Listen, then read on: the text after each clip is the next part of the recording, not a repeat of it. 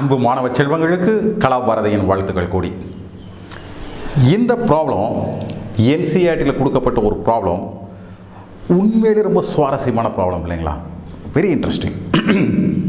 அது மட்டும் இல்லாமல் ஃபிசிக்ஸையும் நம்ம அன்றாட வாழ்க்கையில் கவனிக்கக்கூடிய ஒரு நிகழ்வையும் பியூட்டிஃபுல்லாக கனெக்ட் பண்ணக்கூடிய ஒரு ப்ராப்ளம், ஒரு அனாலிசிஸ். இது ஒரே விஷயம், ஜெனரலாக சொல்கிறேன், இப்படி பெருசாக பார்த்தா நம்ம பிள்ளைங்க பொதுவாக பயப்படுறீங்க. அப்படி பயப்படுறது ஒன்றுமே இல்லை. ஒரு விஷயத்தை சொல்கிறாங்க, பொறுமையாக வாசிச்சதுக்கு அர்த்தம் புரிஞ்சுக்கிட்டு என்ன கேட்குறாங்களோ அதை நம்ம சொல்ல போகிறோம். சரிங்களா? நம்ம பார்க்கலாமே. இங்கே பாருங்கள், but read carefully. Explain this common observation clearly. அன்றாடம் பார்க்கக்கூடிய பொதுவான நிகழ்ச்சியை விவரிங்க. பார்க்குற நிகழ்ச்சியை என்ன பார்க்குறோம்?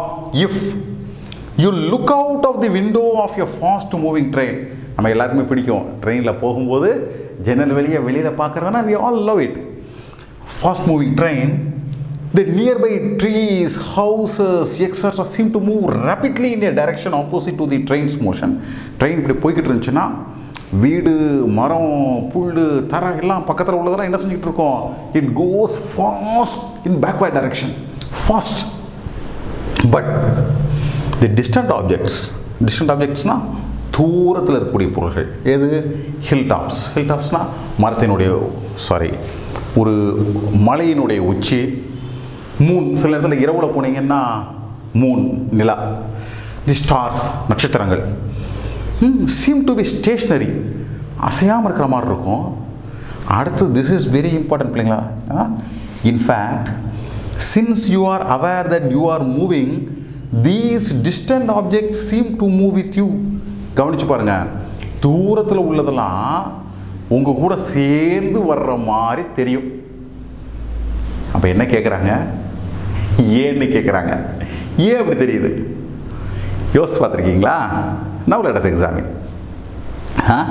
ஸோ இதான் ட்ரெயின் நான் வச்சுக்கிறேன்.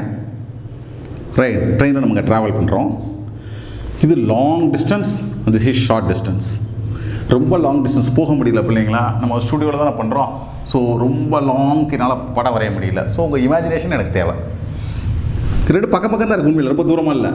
லாங்னு இன்னும் கிளியராக புரியும். இப்போ ட்ரெயின் இங்கேருந்து இங்கே போயிருக்கு. ஸோ இங்கே பார்க்குறவருக்கு இங்கே பக்கத்து இந்த மாதிரி தான் எடுத்துக்கிடுவோமே. எக்ஸ்லேருந்து ஒய் போகும் பொழுது, இந்த அப்சர்வர் ட்ரெயினில் எக்ஸ்லேருந்து ஒய் போகும்போது டி செகண்ட்ஸில் அவர் போகிறாரு வச்சுக்கிடுவோமே. டி செகண்ட்ஸில் அவர் மரத்தை முதல்ல இந்த கோட்டில், this is called as line of sight. அவரோட லைன் ஆஃப் சைட் இப்படி இருக்கும். அவர் இங்கே வரும்போது அவர் லைன் ஆஃப் சைட் இங்கே இருக்கும். So this is the angle. So இந்த ஆங்குலர் டிஸ்பிளேஸ்மெண்ட்டை தான் அவர் பார்க்குறாரு. போகும்போது he sees the angular displacement. அது இவ்வளோ இருக்குது. அதே இது டிஸ்டன்ட் ஆப்ஜெக்ட் எடுத்துக்கிட்டிங்கன்னா பாருங்கள், டிஸ்டன்ட் இங்கே போயிருக்காரு, ஆனால் ஆங்கிள் ரொம்ப மாறலை பாருங்கள். யூ சி, இந்த இடத்துல எழுதக்கூட இடம் இருக்குது. இங்கே எழுதுனதுக்கப்புறம் இங்கே ஸ்பேஸ் இருக்குது. இங்கே பாருங்கள், ஸ்பேஸ் இல்லை, இடமும் இல்லை. You got you point. So less angle. அப்போ இதனுடைய ஆங்குலர் டிஸ்பிளேஸ்மெண்ட் இஸ் ஃபாஸ்ட், இதனுடைய angular displacement is small. Say இது நிலா வரந்தா, it is very longer, very very very very longer. So இந்த ஆங்குலர் எப்படி இருக்கும்? இட் இஸ் வெரி ஷார்ட், ரொம்ப கம்மியாக இருக்கும். அப்போ இது பார்க்குறதுக்கு வேகமாக பின்னாடி போகிற மாதிரி இருக்கும். இது பார்க்குறதுக்கு அப்படி தெரியாது. புரியுதுங்களா? இன்னும் நீங்கள் ஸ்டார் எடுத்துக்கோங்க. இட் இஸ் மச் லாங்கர், ரொம்ப தூரத்தில் இருக்குது. அப்போ இங்கே இந்த மூமெண்ட்டில் அது எதை கிரியேட் பண்ணாது? ஆங்கிளே கிரியேட் பண்ணாது.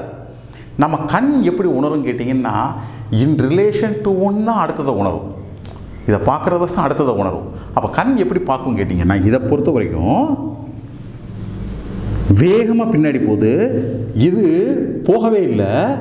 அப்போ இது கூட வர்ற மாதிரி இருக்கும், இது பின்னாடி போடுற மாதிரி இருக்கும். இன் சென்ஸ் இது நம்மளோடையே சேர்ந்து பயணம் பண்ணுற மாதிரி இருக்கும், இது பின்னாடி போகிறதுனால. You got the point. So இந்த அப்போ இதில் என்ன ஆன்சர் கேட்டால் என்ன சொல்லுவீங்க? ஒரு சிங்கிள் லைனில் கேட்டால் it is line of sight. It is இன்னும் கரெக்டாக சொல்ல போனால் it is the angular velocity of line of sight. பக்கத்தில் உள்ள பொருளை பொறுத்த வரைக்கும் angular velocity of line of sight is higher. லாங்கில் உள்ள பொருளை பொறுத்த வரைக்கும் angular velocity of line of sight. Line of சைட்னா பார்வை கோடு இஸ் மச் லெஸ்ஸர். இதுதான் இந்த தோற்றத்திற்கான காரணம். பிள்ளைங்களுக்கு புரிஞ்சிருக்கும்னு நினைக்கிறேன். ஏதேனும் சொல்ல விரும்புனீங்கன்னா கமெண்ட் பாக்ஸில் சொல்லுங்கள். சேனலுக்கு சப்ஸ்கிரைப் பண்ணுங்கள்.